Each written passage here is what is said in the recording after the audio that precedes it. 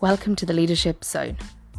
I'm your host, Sheila Walsh, Leadership Development Specialist, Coach and Researcher.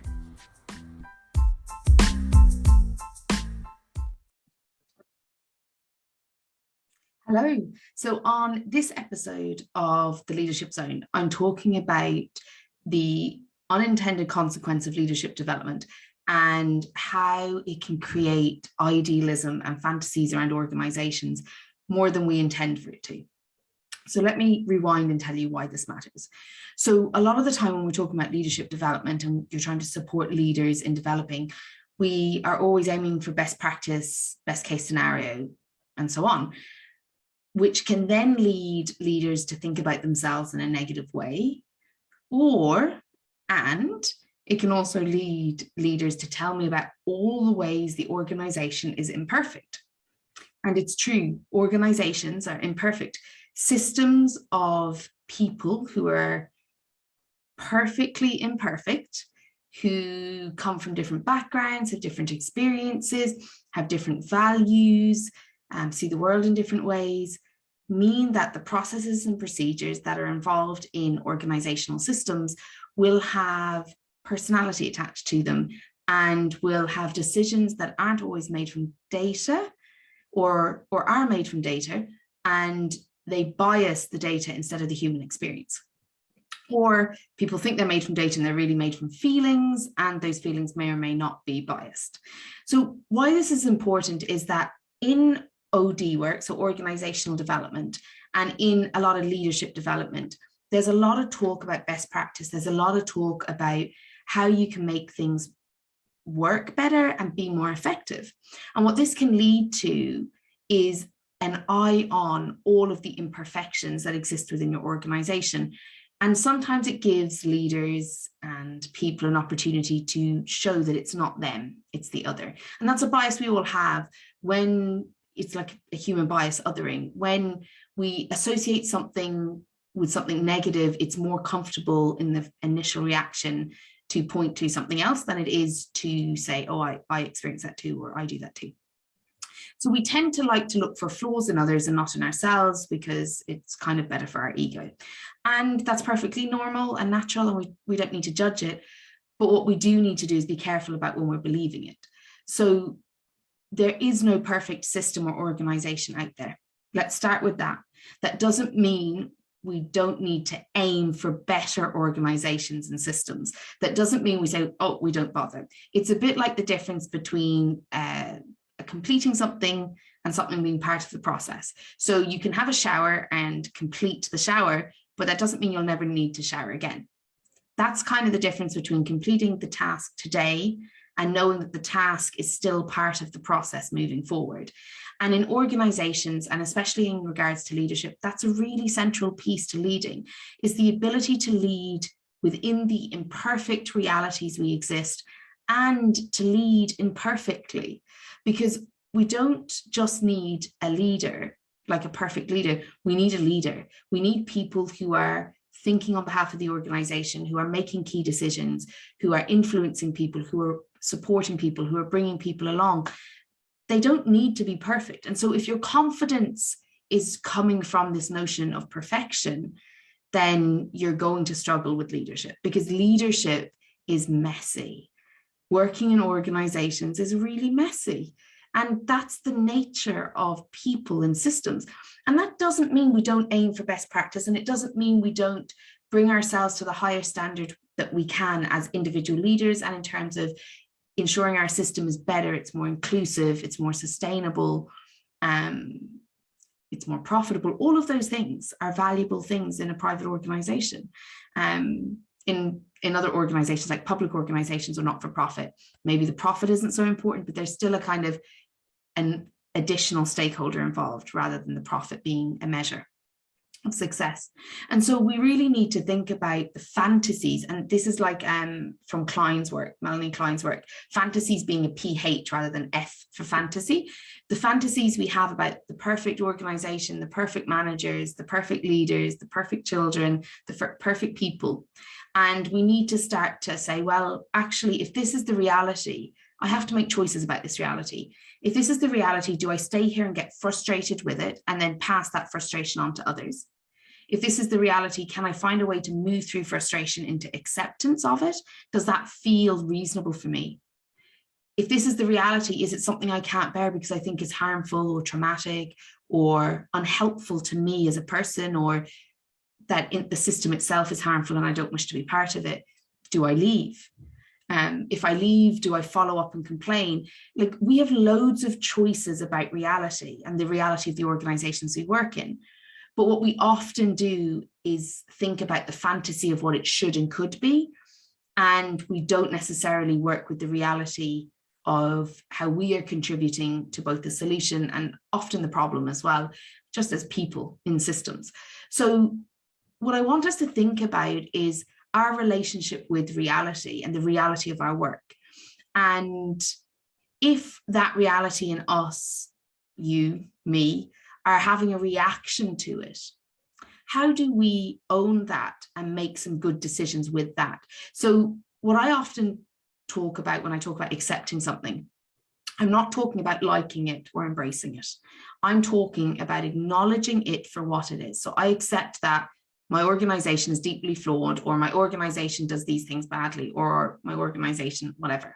Or I accept that my manager, leader, boss, client has these expectations of me, and the reality is I can't or won't or don't want to meet them. Or I accept that somebody behaves this way, meaning I acknowledge that they behave this way, and I now need to accept that that is the reality. They behave this way, and I need to accept that so that then I can move into choices. And the choices I have are, what do I want to do with this reality?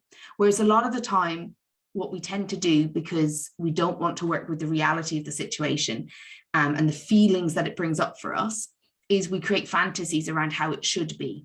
And that kind of feeds into some blame and shame of other people and the organization, but also a distancing where we distance ourselves from that reality. But if you work for an organization that you're deeply frustrated about, which loads of us do at different points, and it fluctuates, hopefully it fluctuates.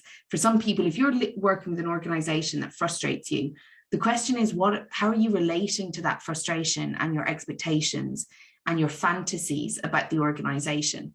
And what role do you want the organization to play in your life? Because you're fighting with something rather than working through the feelings and making a decision. And look, the same can be said for how we relate to people and relationships as well. That initial rejection or denial of something that is happening, that blame and shame, is a way to avoid making choices. And the reality is, organizations are flawed. You're flawed, I'm flawed, we're all flawed. And that's not actually the problem. The problem is our relationship with the flaws. Our problem is our relationship with the realities we're facing, and that some of us stay in places and resent them while staying there, and others don't stay long enough that they move away from any discomfort, anything they dislike in the organization, and they don't move through the feelings associated with it so that they can make new choices. So all of us naturally default when we're interacting with systems and groups and our emotional experience. And so it's really important to understand how reality is impacting the way we feel, and then how we cope with how we feel, because that's where most of our control and power can actually come from. It's not whether the organization is deeply flawed or not, but it's our relationship with those flaws. And for some of us, we can stay in places that others can't, and in other places we can't stay, and we can't believe others can. So it's not, instead of making an organization good or bad, or a manager good or bad, now, and this is outside of cases of abuse and bullying, I'm not talking about that overt, unacceptable behavior. I'm talking about the stuff you wish was better, but just isn't, and you mull over, and you reject the organization over, and you reject the person over, but you don't really work with the reality of that you're facing, the reality that this is the organization, that this is your manager. And then you don't, from that reality, you're not working with actually your choices in the situation. So often people tell me how they're stuck. And when we investigate how they're stuck, they're not actually stuck because they don't have choices. They're often stuck because they don't like their options and they resent having to make a choice. And that's perfectly okay. That's perfectly reasonable. But it's still important that we're acknowledging the reality of our experiences rather than the fantasies of what we think they should be. And that allows us to have more choices. And whenever we have more choices, whenever we take responsibility for the choices we're making, we're going to find that we feel better. That's the starting point. We will feel like we have more autonomy and more control over our lives. And we do when we're focused on our options, even if they're options we dislike.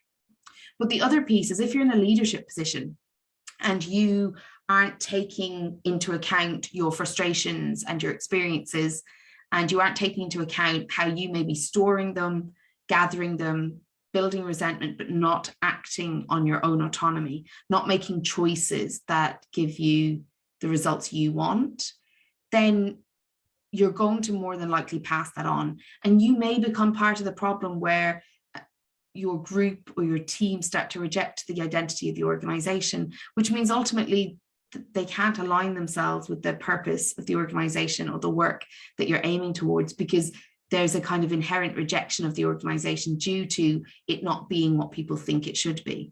Now, that is not talking about blatant, blatant, how would I say it? Like harm being done. I'm not talking about on a factory floor, health and safety not being taken seriously. But even if that is the case, the question is, what do you do about it? Because that's your choice. You always have the choice about what you do about it. But I'm talking more about those processes and procedures, those relational things that happen at work that aren't necessarily malice or harmful directly, but are frustrating and upsetting and annoying and irritating. And the question is, what do we do when we're frustrated, annoyed, irritated? And what we do has a direct impact on how we relate to people that report into us or people that we are senior to within the organizational structure. So it is important that we don't just go around being frustrated and annoyed, but that we think about how that's impacting how we lead and influence others. And also that we think about our role in other people's frustration with the organization. I work with lots of organizations, and like sometimes in training sessions, by the time you've gone through an organization, you could have done a couple of hundred people in a particular session. And one of the things I have found is that in an organization, I might hear a good bit about what's wrong. Like I just hear a lot about what's wrong. But everyone in the room that's telling me about what's wrong is saying somebody else does it, not them, like obviously not them, somebody else. And that's just not statistically accurate. It's not possible that your organization could be functioning that way or could be that frustrating and that nobody is contributing to that and that you're not on some level contributing to that.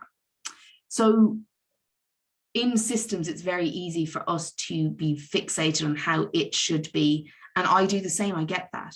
But also we have a responsibility to think about the reality of the organization, the expectations we have of it and ourselves, and how we're going to work through that so that we can do our job, if we choose to stay, to the best of our ability. And not just do our job and then blame or resent the organization for its way of being. How do we acknowledge that it's frustrating? Because we don't want to ignore the feelings either, that it's frustrating without being consumed by the frustration and distracted by it. And for some of us, that's going to be about getting a coach. For others, it's going to be about going to therapy and talking about your feelings. For others, it's going to be about talking to someone who's going to mirror back to you, yeah, that must be annoying, and you have choices in the situation. For others, that's reading the right leadership book. Shout out to my leadership book club. You should definitely join. You can find it on the website under leader options. We have a really cool book club and we discuss leadership books, but we also bring it to life in our own leadership. So it's not just discussing the book, it's thinking about it in a reflective way. And so there are loads of ways that you can develop yourself so that you can manage those feelings and those fantasies.